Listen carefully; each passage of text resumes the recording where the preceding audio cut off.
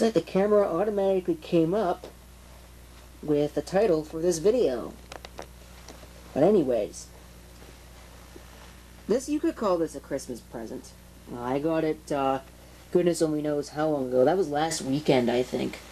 Yeah, that would have been on the 17th. This was something that Ross ACB gave me because I guess he didn't want it anymore. Or I think he said it was too slow for him, but here it is. I actually shot this video already once before, but I decided that it didn't come out very well, so now I'm shooting it again. The first time I shot the video, actually, I want to have a little bit of a sidebar here. It was with this camera.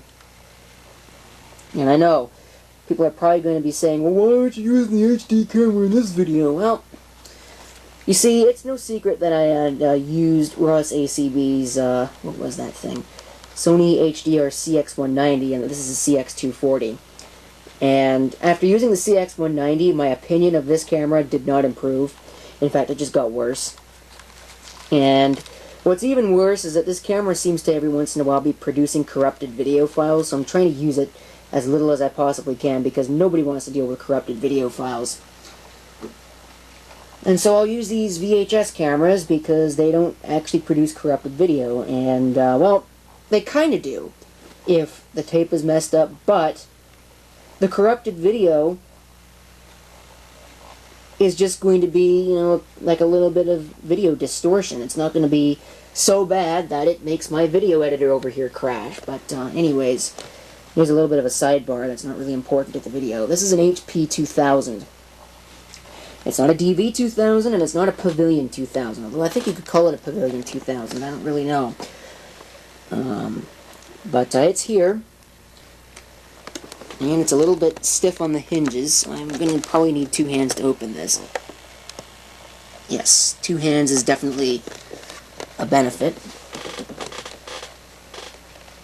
Now you can see it's unfortunately one of these weenie modern computers. It's got a really crappy keyboard on it. But, of course, beggars cannot be choosers. And for what it is, it could certainly be worse.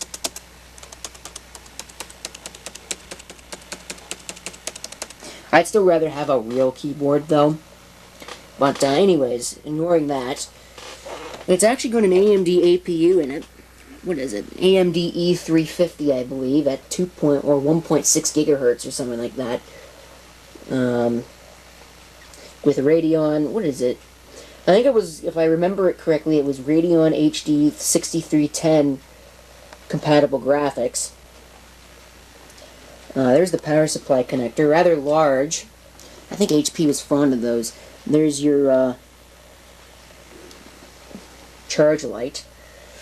On this side, might as well do a port overview, or do what I can of a port overview.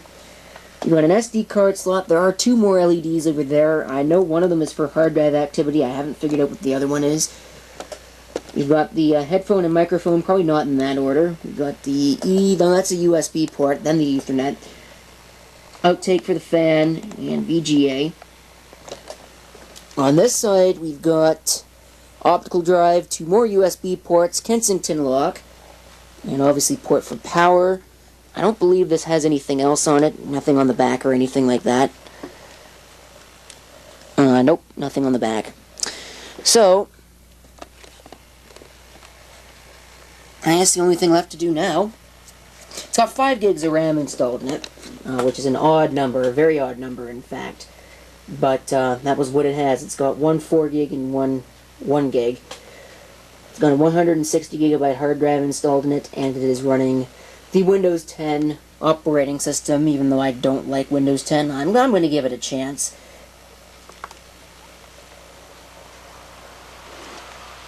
Isn't that a CPU fan? HP, but you can't actually see it because the camera won't focus on it. There we go. I changed the boot time so it would actually, you could actually press escape and get into all the setup options before that prompt disappeared and booted into Windows. I hate it when system designers do that. They make it almost impossible to get into the BIOS on their systems. Speaking of impossible, I wonder what's up with the focus on this camera tonight. Not having fun with this computer. That was just because I zoomed in a bit too far.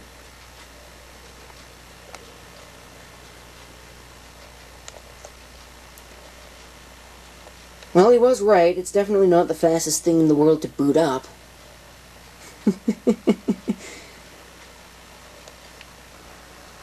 There we can see the LEDs. The bottom one's for the hard drive. I have no idea what that top LED is for, though. There's one of Windows 10's favorite tricks, is to display the swirly thing, and, well, that's basically it. Yeah, you can tell I've definitely got quite a sense of humor. I put that there. He didn't put that there. So, let's log in. Man, I hope I have the right password. With all the trouble I've had with passwords and computers tonight, this might not be the correct one. You know, if it's not correct, it's pretty close. That photo is one of me as well. Or one that I took. Obviously it's of me. It's totally hideous, so obviously it's of me. And I changed the desktop background. I haven't really done a whole huge amount of stuff with this. I found that Minicam actually won't run on this. It won't accept the webcam. It won't detect it for some reason. And this camera isn't detecting the webcam either. I don't know. Does this thing have exposure adjustments on it? I don't think so. I think this one's too basic for that. But, oh well. So just have to take my word that there's a webcam up there. Oh, there you can see it. Right there. So I installed Open Broadcaster, even though I hate the software because it doesn't tend to work. Where's the thing? There it is. Not the biggest fan of this trackpad either. Windows 10 seems to not be appreciating me tonight. Of course, that's not a surprise. It never really does. Thought I had it set up to connect to my network, but apparently I did not. Not that it'll matter for the purposes of this video. I did customize the start menu. I got rid of all those stupid live tiles because I think they're dumb. Oops. So we'll start the control panel and we will take a look at the system properties. If it ever starts the control panel. Look at that hard drive light. It's on, almost completely solid. Alright, system. What have we got? Tell me something good. Windows 10 Pro. I think he said that this was an upgrade from Windows 7, so it's got some Windows 7 stuff on it. AMD E350 at 1.6 GHz, 5 gigs of RAM, 64-bit, HP 2000, which is what this is. And we'll go into the device manager here. Yeah, I'm not the biggest fan of this trackpad because these buttons, when I'm trying to use it, I'm most often seen like this, pushing on buttons, but that's not a button right there. Button's over here. So that's kind of irritating. Wow, it really does take the device manager a long time to start actually working. At this rate, about half my tape is going to be taken up with this one video. Audio inputs.